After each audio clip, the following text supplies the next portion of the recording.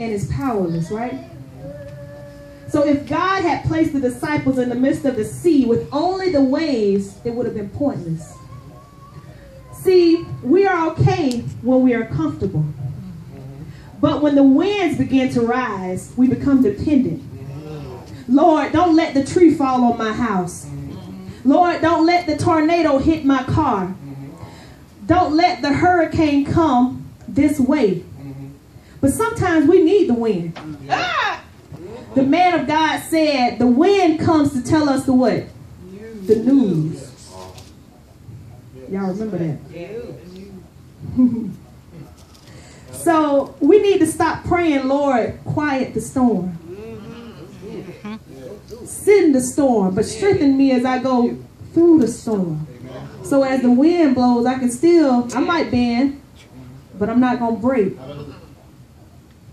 The 25th and the 26th verse says, now in the fourth watch of the night, Jesus went to them, walking on the sea. And when the disciples saw him walking on the sea, they were troubled, saying, it is a ghost. And they cried out for fear. Now remember, these disciples had been with Jesus, seeing him perform miracle after miracle, after miracle after miracle. But they didn't recognize him. So in the midst of the storm, the disciples looked out and they saw something, a spirit, it says, moving toward them, and they cried out for fear. They didn't even recognize that their help was coming. How many of us have cried out in the midst of our storms because we didn't recognize our help was approaching? How many of you know that just maybe if we hadn't mistaken that spirit we were dealt up with in the storm as our help to start with, we wouldn't be in the storm? Y'all will catch that later. The Lord spoke to me yesterday, and I shared that with Ma, Carla, and G. As I was in the bathroom, the Lord spoke to me and said the enemy is getting ready to release some familiar spirits in unfamiliar places. And their comeback is going to cause a lot of Christian setbacks. We got to hearken our ears, hearken our eyes to what's taking place in the atmosphere. See, the enemy knows that it's a spiritual battle going on. And just like we are to be intense in getting people to come to Christ because he's soon to return, he's intense too. Because he's trying to get as many people into hell as he can. He's trying to prove a point to God. I've outdone you. And his sheep, God's sheep, we talked about the sheep yesterday. A sheep's brain is the size of a pea. People are coming into the house and crying before the Lord and asking God for deliverance. As soon as they walk out the door, they forget. Sheeps have ADHD. They're okay as long as it's right in front of them. But as soon as something else comes before them, they done forgot all about everything else. Distraction. Wow. If you look at sheep herders, they try to stay right along with the sheep to keep them moving. But if one sheep goes this way, what the rest of the sheep gonna do? Being distracted. Verse 27, but immediately Jesus spoke to them, saying, be of good cheer, it is I. Do not be afraid. Be of good cheer, it is I. Be not afraid. That's what we need to remind ourselves of as we go through. Even though it might seem like we're going through hell, be of good cheer. It is Jesus. Be not afraid. 28th verse, and Peter answered him and said, Lord, if it is you,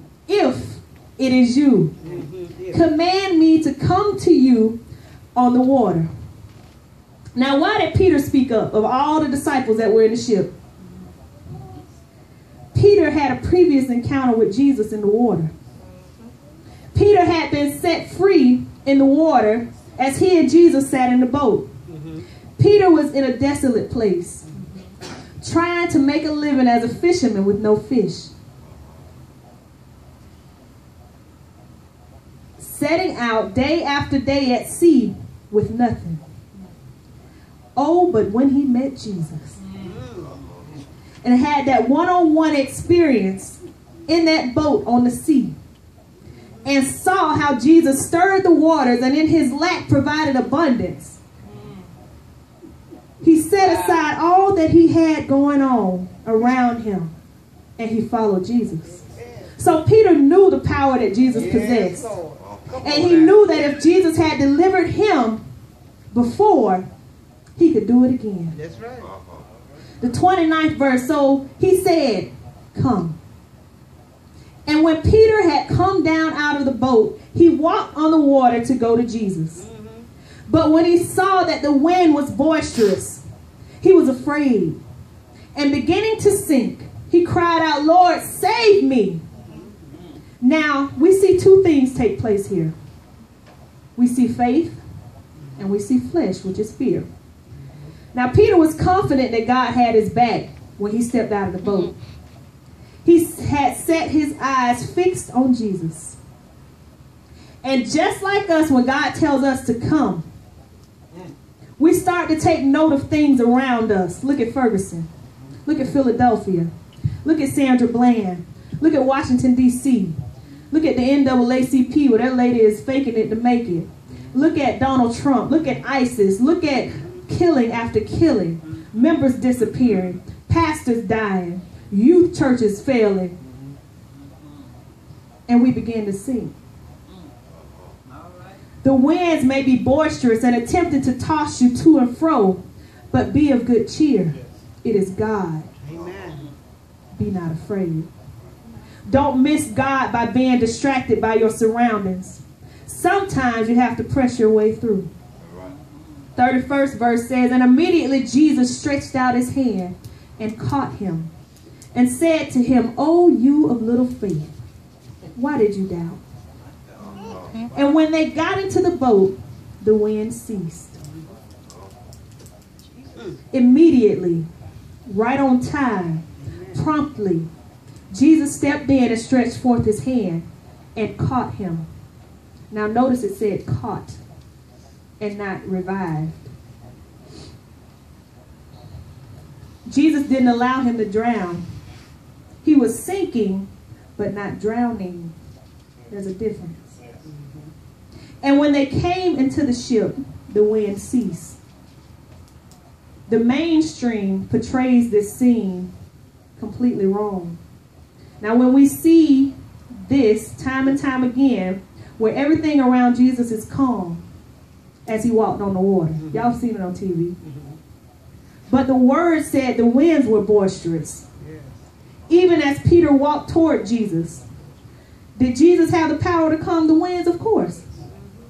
He did.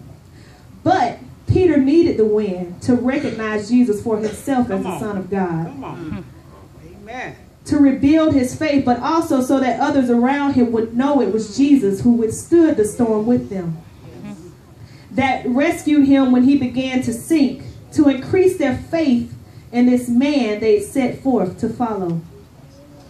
It's not always about you when you're going through. God is conditioning you so that when your brother or sister are toiling in the middle of their storm, you help them to recognize Jesus as he approaches. A lot of our sisters and brothers begin to drown because instead of us catching them as Jesus did, we tie chains around their necks with boulders attached to them. And we do the same to ourselves. We never get through some storms because we continue to condemn ourselves. Look out today, past the storm, and see Jesus. Don't be afraid to step outside of the boat and go where God has directed you to go. If he's instructed you where to go, he's already made provision for you to get there. And everything that comes against you along the way. So why do you think he took time to pray after he sent the disciples out before him? He already knew what they were going to come up against. But all it took was one to stand up and test their faith. It's time for us to move. We can't sit back and wait any longer. There are some souls that are going to be lost all because we are afraid to get out of the boat.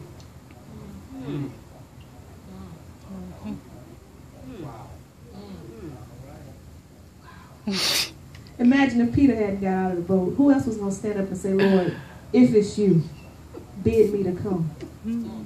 If Peter hadn't got out of the boat, the disciples wouldn't have got the revelation. They wouldn't have had their faith restored. They wouldn't have known who they were following, would they? Now, in Matthew 16, I gotta find the scripture. Hold on.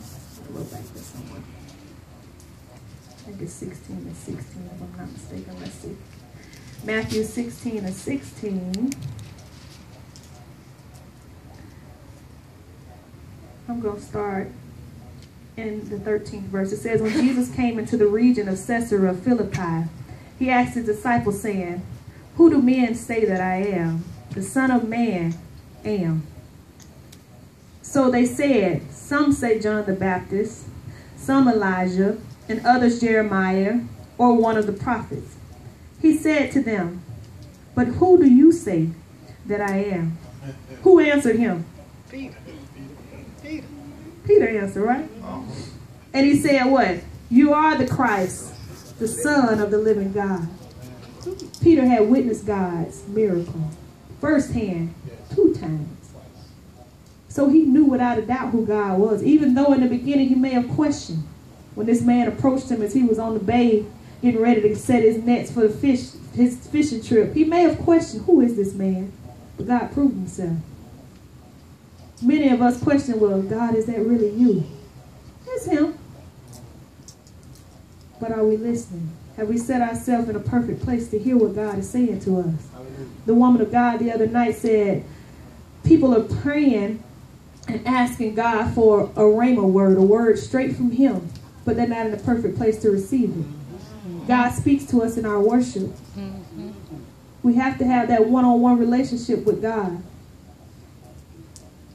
Otherwise, we're going to be lost. We're going to be that lost sheep, that dumb sheep that keeps going back and keeps going back and keeps going back and keeps going back because we're not accepting the correction from God. We'll pull up this one scripture yesterday, and I was sharing it with my friend T. And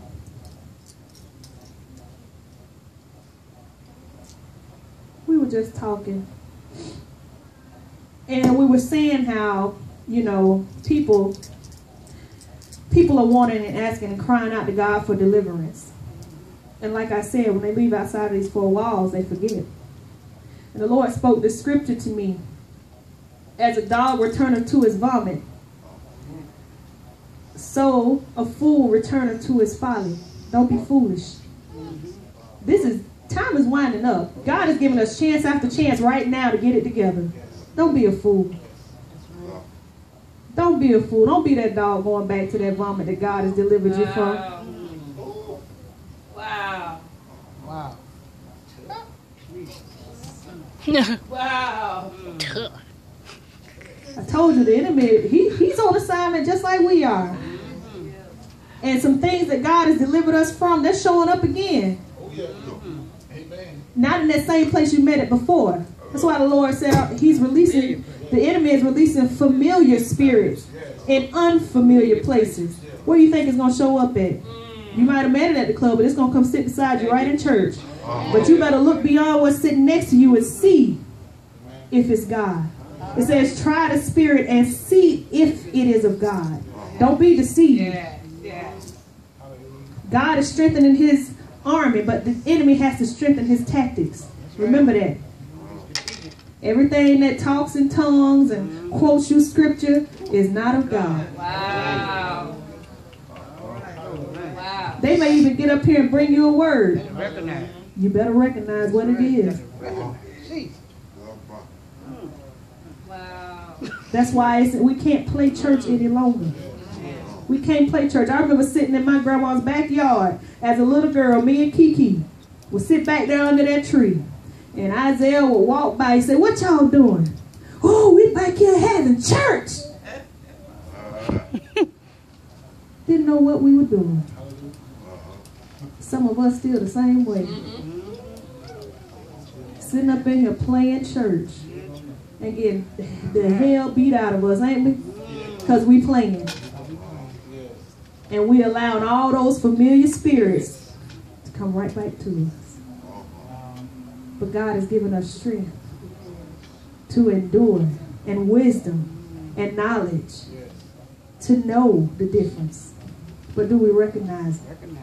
Are we going to be those disciples that's crying out in fear when we see Jesus coming and think it's a familiar spirit when it's not? But we don't cry out when the familiar spirit comes. We run up to it because we know it so well. And we're so comfortable being around it. Don't be deceived. I'm here to tell you, don't be deceived.